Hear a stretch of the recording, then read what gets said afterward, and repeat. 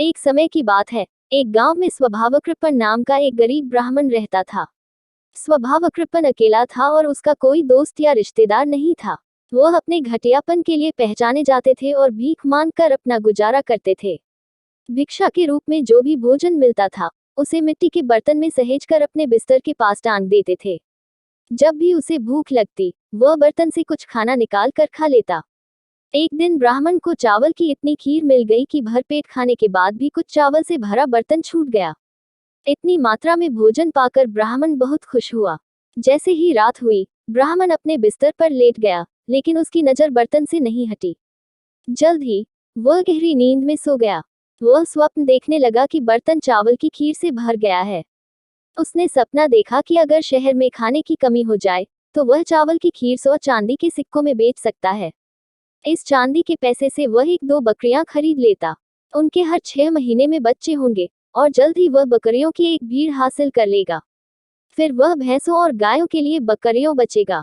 तब वे अपने बच्चों को जन्म देंगी। वे बड़ी होकर खूब दूध देंगी। वह बाजार में दूध का व्यापार करता और दूध से मक्खन और दही बनाता। फिर वह उस मक्खन दही का बाजार में व्यापार करता। इस तरह वह पहले से कहीं अधिक समृद्ध हो जाएगा। इस पैसे से वह एक आयत में 4 घरों वाला एक बड़ा घर खरीद लेगा। एक समृद्ध ब्राह्मण उसकी निधि को देखने के बाद अपनी बेटी का विवाह उससे कर देता था। जल्दी से पत्नी एक बेटे को जन्म देगी और वह उसे सोमा शर्मा कहेगा। जब सोमा दिन भर शोर मचाता हुआ इधर उधर खेलता रहता तो ब्राह्मण उसे दंड देता।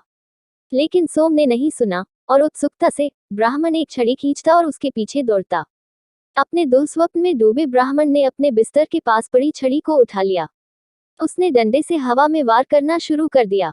ऐसा करते समय उसने मिट्टी के बर्तन को छड़ी से तोड़ दिया। बर्तन टूट गया और सारा चावल उसके ऊपर गिर गया।